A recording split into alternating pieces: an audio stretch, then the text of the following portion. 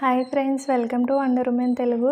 Friends, ఈ వీడియోలో మనం ఆర్పిఎఫ్ కానిస్టేబుల్ అండ్ ఎన్టీపీసీకి సంబంధించిన మినీ మాక్ టెస్ట్ అనేది కండక్ట్ చేసుకుందాం. మనం ఇప్పటి వరకు అయితే 3 మాక్ టెస్ట్లు అనేవి కండక్ట్ చేసుకున్నాం. వాటిలో నుండి కొన్ని క్వశ్చన్స్ అనేవి ఎగ్జామ్లో కూడా మొన్న జరిగిన ఆర్పిఎఫ్ ఎస్ఏ ఎగ్జామ్లో కూడా రావడం జరిగింది. ఈ మినీ మాక్ టెస్ట్లు అనేవి మీ ప్రిపరేషన్లో భాగం చేసుకోండి, ఖచ్చితంగా మీకు అయితే యూజ్ అవుతాయి. సో అలా అని చెప్పేసి కేవలం ఈ మినీ మాక్ టెస్ట్ల మీదే బేస్ అయి ఉండొద్దు. ఇవి ఏంటంటే జస్ట్ మీ ప్రిపరేషన్లో ఒక భాగంగా చేసుకుంటే మాత్రం బాగా యూజ్ అవుతాయి. మీకు తెలియని క్వశ్చన్స్కి ఏవైనా ఆన్సర్స్ తెలిసే అవకాశం ఉంటుంది. అలాగే అర్థమెటిక్ అండ్ రీజనింగ్లో తెలియని మోడల్స్ కూడా ఇక్కడ మీరు చూసే అవకాశం ఉంటుంది. అలాగే ఏంటంటే మీ ప్రిపరేషన్లో ఇదొక ప్రాక్టీస్లా ఉంటుంది అన్నమాట. సో మన ఛానల్ ఎవరైనా ఫస్ట్ టైం చూస్తున్నట్టయితే సబ్స్క్రైబ్ చేసుకోండి ఫ్రెండ్స్. మన ఛానల్లో మొత్తం ఆర్పిఎఫ్ అండ్ ఎన్టీపీసీకి సంబంధించిన వీడియోస్ ఉంటాయి. సో మన మినీ మాక్ టెస్ట్లో జనరల్ అవేర్నెస్ నుండి 10 క్వశ్చన్స్, అర్థమెటిక్ నుండి 5 క్వశ్చన్స్, రీజనింగ్ నుండి 5 క్వశ్చన్స్, మొత్తం అయితే మనం 20 క్వశ్చన్స్కి అయితే ఈ మినీ మాక్ టెస్ట్ అనేది కండక్ట్ చేసుకుందాం. సో ఫస్ట్ జనరల్ అవేర్నెస్ నుండి క్వశ్చన్స్ అనేవి చూద్దాం. ఫస్ట్ క్వశ్చన్ చూద్దాం. గ్లోబల్ ఇన్నోవేషన్ ఇండెక్స్ 2024లో మొదటి స్థానంలో నిలిచిన దేశం ఏది? మనకి ఇండెక్సెస్ అనేది కరెంట్ అఫైర్స్లో భాగంగా చాలా ఇంపార్టెంట్ ఫ్రెండ్స్. మొత్తం 2024 ఇయర్లో ఎన్ని ఇండెక్స్లు అనేవి రిలీజ్ అయినాయి అది మొత్తం కూడా మీరు చదువుకోండి. ఇంగ్లీష్లో కూడా క్వశ్చన్ చూడండి. Which country has ranked first in the global innovation index 2024? Answer వచ్చేసి మనకి స్విట్జర్లాండ్. అలాగే మనకి ఇండియా ర్యాంక్ వచ్చేసి 39th ర్యాంక్ అయితే ఉంది ఫ్రెండ్స్, చూడండి. నెక్స్ట్ వచ్చేసి సెప్టెంబర్ 2, 1946లో ఏర్పాటైన తాత్కాలిక ప్రభుత్వమును మొదటిసారి ప్రతిపాదించింది ఎవరు అని చెప్పేసి అడుగుతున్నారు. దీనికి ఆన్సర్ వచ్చేసి క్యాబినెట్ మిషన్ ప్లాన్. ఇంగ్లీష్లో కూడా క్వశ్చన్ చదవండి ఫ్రెండ్స్, మళ్ళీ టైం వేస్ట్ అవుతుంది కాబట్టి ఓన్లీ తెలుగులో ఏదో ఒక లాంగ్వేజ్లో చదువుతాను. ఎలాగో ఇక్కడ ఉంటుంది కాబట్టి మీరు చూడండి. నెక్స్ట్ క్వశ్చన్ వచ్చేసి భారత ప్రభుత్వ చట్టం 1935 ప్రకారం కార్యనిర్వహణ అధికారం ఎవరికి ఉండేది? Answer governor general. D governor general. Next question. Which country hosted the 16th BRICS summit in 2024?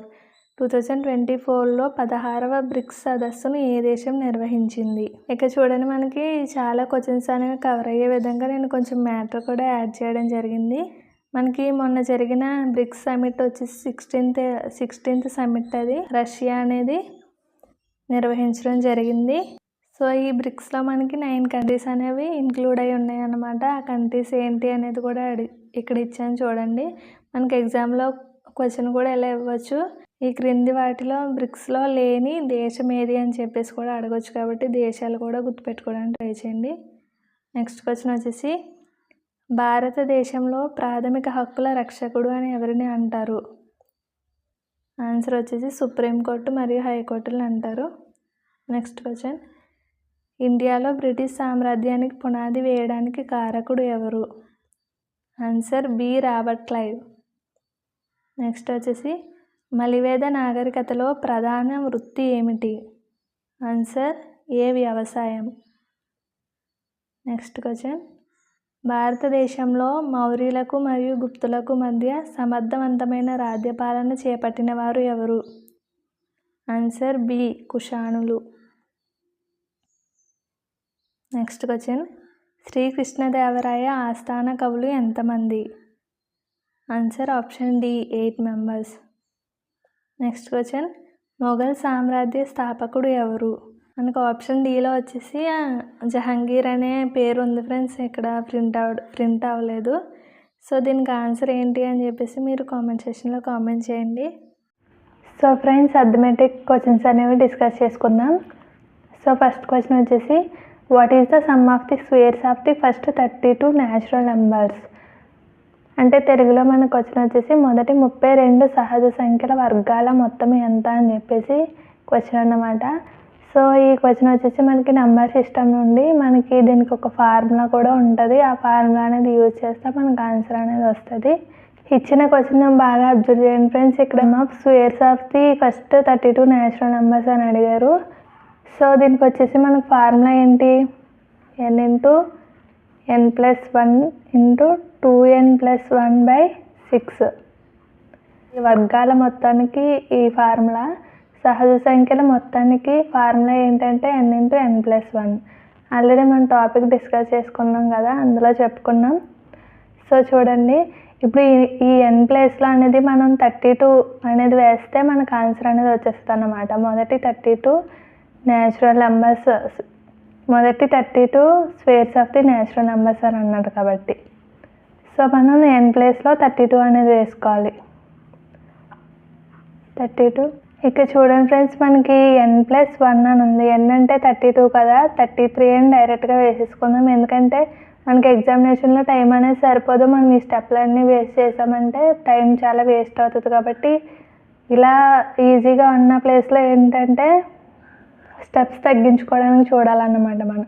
So ఇక్కడ 2n అంటే ఏంటి, n అంటే 32 కదా, 2n అంటే 64 వస్తుంది. 64 + 1 అంటే 65. 65/6. చూడండి, ఇప్పుడు సింప్లిఫై చేద్దాం దీన్ని. 6 ఈ 32లో 2 3 టైమ్స్ 6లో పోతుంది. అలాగే ఇక్కడ 1 టైం 16 టైమ్స్ పోతుంది. ఈ 3 అనేది ఈ 33లో 11 టైమ్స్ పోతుంది. ఇప్పుడు చూడండి, మనకి మిగిలే 16 ఇంటూ 11 ఇంటూ 65 మిగిలే కదా. సో దీన్ని సింప్లిఫై చేస్తే మనకు ఆన్సర్ అనేది వస్తుంది. ఫస్ట్ 16 ఇంటూ 65 అనేది చేద్దాం. 5 6 are 30, 3 ఉంది, 5 1 are 5 + 3 8, 6 6 36, ఇంకా 3 ఉంది, 1 6 are 6 + 9 0 14 1 10. చూడండి ఫ్రెండ్స్, ఇవి రెండు మనం మల్టిప్లై చేస్తే మనకి 1040 అనేది ఆన్సర్ వచ్చింది. ఇంకా మనం 11తో మల్టిప్లై చేయాలి. సో ఫ్రెండ్స్, మనకి 11,440 అనేది ఆన్సర్ వచ్చింది మనకి. నెక్స్ట్ క్వశ్చన్ చూద్దాం. ఒక వస్తువు కొన్న వేళ అమ్మిన వేళల మధ్య నిష్పత్తి 5:6 అయితే లాభం ఎంత అని చెప్పేసి అడిగారు. సో ఈ క్వశ్చన్ వచ్చేసి మనకి ప్రాఫిట్ అండ్ లాస్ నుండి. సో ఈ క్వశ్చన్ ఎలా చేస్తాం, మనకి ఇక్కడ కొన్న వేళ అమ్మిన వేళకి మధ్య నిష్పత్తి అనేది ఇచ్చారు. కొన్న వేళ వచ్చేసి 5, అమ్మిన వేళ వచ్చేసి 6 అని చెప్పేసి. ఇదేమో కాస్ట్ ప్రైస్, ఇదేమో సెల్లింగ్ ప్రైస్.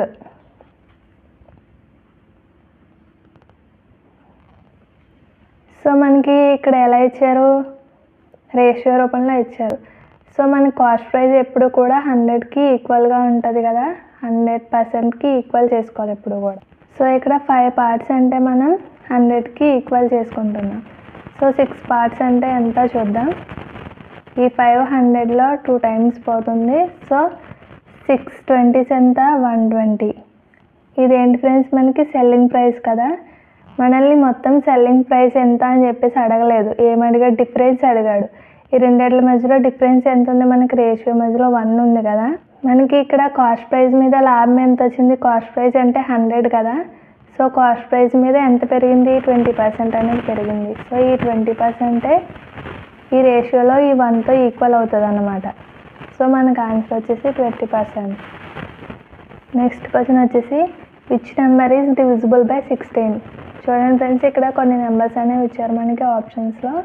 సో వీటిలో ఏ నెంబర్ అనేది 16తో డివిజిబుల్ అవుతుంది అని చెప్పేసి ఇచ్చారు. డివిజిబిలిటీ రూల్స్ నుండి మనకి క్వశ్చన్స్ వస్తున్నాయి కదా ఎగ్జామ్స్లో. సో మొన్న ఒక వీడియోలో కూడా మనం డివిజిబిలిటీ రూల్ ప్రాబ్లమ్స్ అనేవి చెప్పుకున్నాం. సో ఇప్పుడు 16 డివిజిబిలిటీ రూల్ అనేది ఇచ్చారు. ఒకసారి ఇది ఎలా చేస్తారో తెలియని వాళ్ళు వినండి, తెలిసిన వాళ్ళు మీరు ఈ క్వశ్చన్ని ట్రై చేయండి. సో మనకి ఇచ్చిన ఆప్షన్స్లో ఫస్ట్ ఆప్షన్ ఏముంది, 6 5 9 6 అని ఉంది. సో మనకి 16 డివిజిబిలిటీ రూల్ ఏంటంటే, మనకి ఇచ్చిన నెంబర్స్ ఇక్కడైతే 4 నెంబర్సే ఉన్నాయి, కానీ మనకి ఇచ్చిన నెంబర్ ఎంత పెద్దదైనా సరే ఒకసారి అందులో లాస్ట్ 4 నెంబర్స్ అనేవి చూసుకోవాలి. 1000 ప్లేస్ వరకు కూడా. 1000 ప్లేస్లో ఒకవేళ ఈవెన్ నెంబర్ ఉందనుకోండి, దానిని మనం ఒక విధంగా చేస్తాం. ఒకవేళ ఆడ్ నెంబర్ ఉంటే దాన్ని ఒక విధంగా చేస్తాం. ఇక్కడ చూడండి మనకి థౌజండ్స్ ప్లేస్లో ఏముంది 6 అనేది ఉంది. ఇంకా ఒకవేళ నెంబర్స్ ఇచ్చుంటే ఇంకా మనకి ఇక్కడ నెంబర్స్ ఉంది, కానీ ఇక్కడ ఓన్లీ 4 నెంబర్సే ఉన్నాయి కాబట్టి లాస్ట్ థౌజండ్స్ ప్లేస్లో మనకి 6 ఉంది. సో ఇది ఈవెన్ నెంబరే కాబట్టి మనం లాస్ట్ 3 నెంబర్స్ని 16తో డివైడ్ చేస్తే మనకి డివైడ్ చేసి ఆ నెంబర్ అనేది 16తో డివిజిబుల్ అయితే మనకి ఆ నెంబర్ మొత్తం కూడా 16తో డివిజిబుల్ అవుతున్నట్టు అవుతుంది అనమాట. సో లాస్ట్ 3 నెంబర్స్ ఏమున్నాయి, 5, 9, 6 ఉంది కదా. సో ఇది 16తో డివిజిబుల్ అవుతుందా లేదా అని చూద్దాం. 16 3 టైమ్స్ అయితే 48 వస్తుంది. ఇంకా ఇక్కడ 11 అనేది ఉంది. సరే ఫ్రెండ్స్, ఇది 2 కదా, ఇది 2. సో 2 1 1 2 ఉంది. ఈ 1 1 2 అనేది 16లో మనకి 7 టైమ్స్ అయితే పోతుంది. 1 1 2 0 అనేది వచ్చింది కాబట్టి ఈ 3 డిజిట్స్ నెంబర్ అనేది 16తో డివిజిబుల్ అవుతుంది. సో ఈ 3 నెంబర్స్ నెంబర్ అనేది 60తో డివిజిబుల్ అవుతుంది కాబట్టి మొత్తం ఇచ్చిన నెంబర్ మొత్తంతో కూడా డివిజిబుల్ అవుతుంది. ఒకవేళ ఈ థౌజండ్స్ ప్లేస్లో ఈవెన్ నెంబర్ కాకుండా మనకు ఆడ్ నెంబర్ ఉంటే, ఆడ్ నెంబర్ అంటే 3 కానీ 7 కానీ 9 కానీ ఇలా ఏదైనా నెంబర్ ఉంటే అప్పుడు ఎలా చేయాలంటే మనకి ఇచ్చిన ఈ లాస్ట్ 3 నెంబర్స్కి 8 అనేది యాడ్ చేయాలన్నమాట. 8 యాడ్ చేసి అప్పుడు వచ్చిన నెంబర్తో 16ని డివిజన్ చేయాలి. ఒకవేళ అలా డివిజన్ చేసినప్పుడు కూడా ఆ నెంబర్ అనేది 16లో పోతే అది మనకి 16తో డివిజిబుల్ అవుతుంది అన్నట్టు. సో ఈ క్వశ్చన్కి ఆన్సర్ వచ్చేసి ఫస్ట్ ఆప్షన్లోనే మనకి కరెక్ట్ అయిపోయింది కాబట్టి నెక్స్ట్ ఆప్షన్స్ చెక్ చేస్తే చేయొచ్చు, లేదంటే లేదు.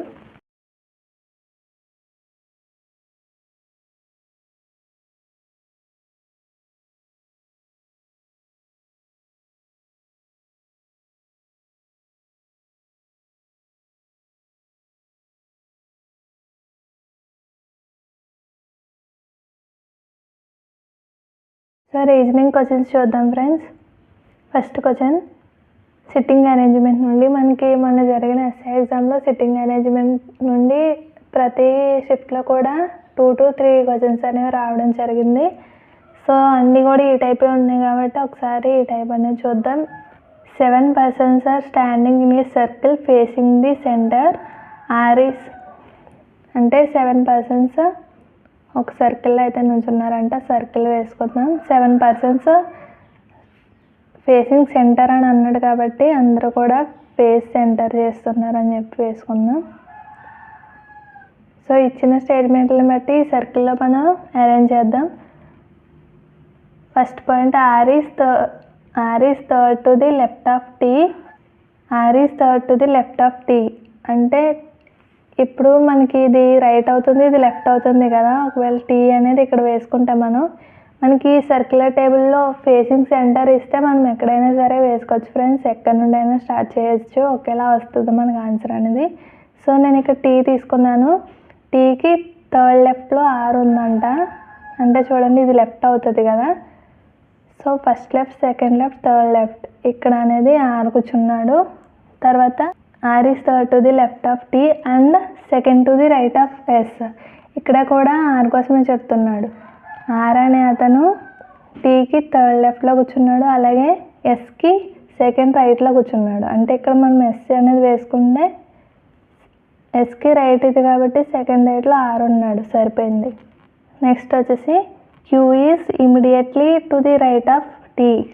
Queue is immediately right of T అంటే ఇమీడియట్లీ రైట్ టీకి ఇదే కదా. సో ఇక్కడ Q position.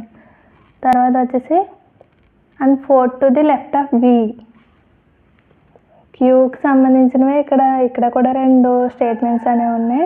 Fourth to the left of V అంటే మనం ఇక్కడ వి అనే అతను వేసుకుంటే ఫోర్త్ లెఫ్ట్లో చూడండి ఇప్పుడు క్యూ అనే అతను వచ్చాడు. సో నెక్స్ట్ వచ్చేసి P is not next to T అంటే P next T next P రాదంట. సో మనం పి పొజిషన్ అనేది ఇక్కడ వేసుకుందాం. If S and U and also T and V interchange their places అంటే S and U and also T and V interchange their places. అంటే S, ఇప్పుడు ఇంకా U మిగిలింది కదా, యూ అనేది ఇక్కడ వేసుకుంటాం.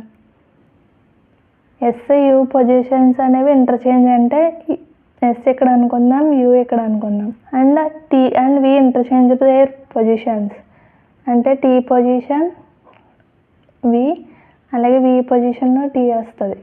ఇప్పుడు క్వశ్చన్ చూడండి, who will be between U and V. ఇలా ఇంటర్చేంజ్ చేసిన తర్వాత యూకి అలాగే వికి మధ్యలో ఎవరున్నారు అని చెప్పి మనం ఫైనల్గా క్వశ్చన్ అడుగుతున్నారు. సో ఇది యూ, ఇది వి కదా, మధ్యలో ఎవరున్నారు మనకి, క్యూ అనే అతను ఉన్నాడు కాబట్టి మనకు ఆన్సర్ అనేది క్యూ అవుతుంది. సో నెక్స్ట్ క్వశ్చన్ వచ్చేసి బ్లడ్ రిలేషన్స్ నుండి. బ్లడ్ రిలేషన్స్లో కూడా ఈ టైప్ ఆఫ్ ప్రాబ్లమ్స్ అనేవి మనం మొన్న ఎగ్జామ్లో ఎవ్రీ షిఫ్ట్లో అనేది చూసాం. సో క్వశ్చన్ చూద్దాం. A star B means A is the son of B, A at the rate of b means a is the wife of b, and $a b means a is the brother of b. So how is p related to s అని చెప్పేసి మనకి ఇక్కడ ఒక statement అనేది ఇచ్చారు. దీనికి ఇక్కడ చూడండి, p star q at the rate of $r అని ఇచ్చారు కదా, దీన్ని అరేంజ్ చేస్తే మనకి ఇచ్చిన క్వశ్చన్కి అనేది ఆన్సర్ ఇస్తారు. పైన మనకి ఇచ్చిన స్టేట్మెంట్స్ని బట్టి దీన్ని అరేంజ్ చేస్తే మనకు ఆన్సర్ అనేది వస్తుంది. పీ స్టార్ క్యూ అని చెప్పేసి ఉంది కదా, సో ఇది వచ్చేసి మనకి చూడండి పైన ఏ స్టార్ బి మీన్స్ అంటే ఏంటి, A is the son of B కదా, అంటే ఇక్కడ కూడా P is the son of Q అని వస్తుంది. పీ జెండర్ బాయ్ అన్నమాట. నెక్స్ట్ క్యూకి ఆర్కి చూద్దాం. Q at the rate of R కదా, ఇక్కడ చూడండి A at the rate of B means A is the wife of B అని ఉంది కాబట్టి so Q is the wife of R. So Q is the wife of ఈవిడ girl, ఇతను husband అంటే bye కదా, బాయ్ అని వేసుకుందాం.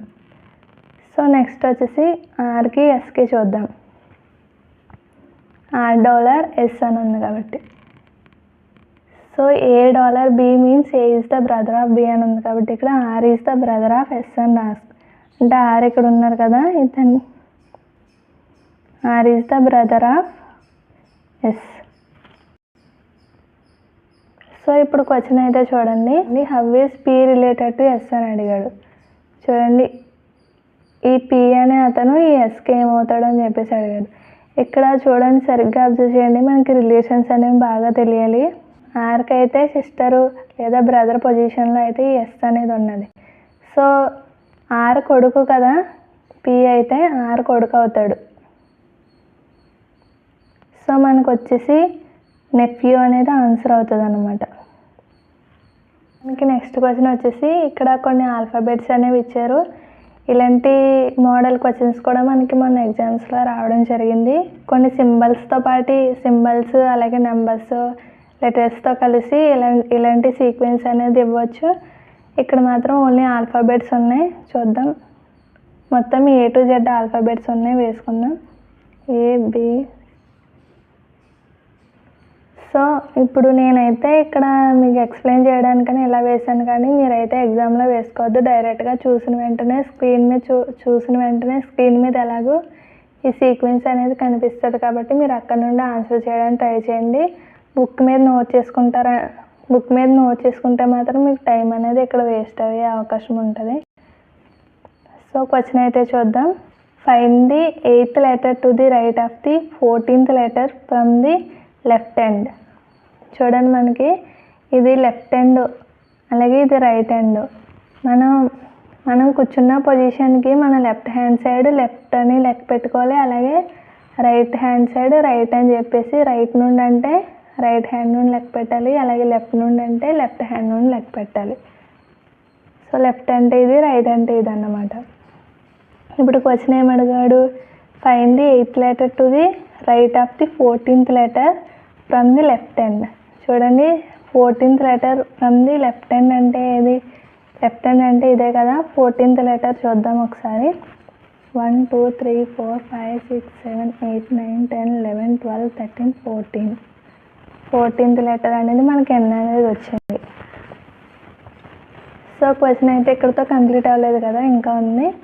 8th letter to the right of the 14th letter, అంటే right of the 14th letter అని అన్నారు కాబట్టి 14th లెటర్కి రైట్లో 8th లెటర్ చూడాలి మనం ఇప్పుడు. అంటే ఇక్కడ 14th లెటర్ అనేది ఎన్ వచ్చింది కాబట్టి ఇక్కడ నుండి 8th లెటర్ ఏంటో చూస్తే మనకు అదే ఆన్సర్ అవుతుంది. 1 2 3 4 5 6 7 8. 8 అంటే వి వచ్చింది కాబట్టి మనకు ఆన్సర్ అనేది వి వస్తుంది అనమాట. సో నెక్స్ట్ క్వశ్చన్ కూడా ఇదే సీక్వెన్స్ మీద ఇచ్చాను, ఎందుకంటే ఇలాంటి సీక్వెన్స్ ఇచ్చి చాలా టైప్ ఆఫ్ క్వశ్చన్స్ అనేవి అడుగుతారు కాబట్టి నెక్స్ట్ క్వశ్చన్ కూడా చూద్దాం. ఇది కొంచెం పైన క్వశ్చన్ మీద డిఫరెంట్గా ఉంటుంది. చూడండి question. Which is the 10th letter to the right of the 18th letter from the right and with the alphabet is reversed. ఇక్కడ చూడండి, డైరెక్ట్గా మనకి ఇచ్చిన ఆల్ఫాబెట్స్ని రివర్స్ చేస్తే క్వశ్చన్ ఏంటని చెప్పేసి అడుగుతున్నాడు.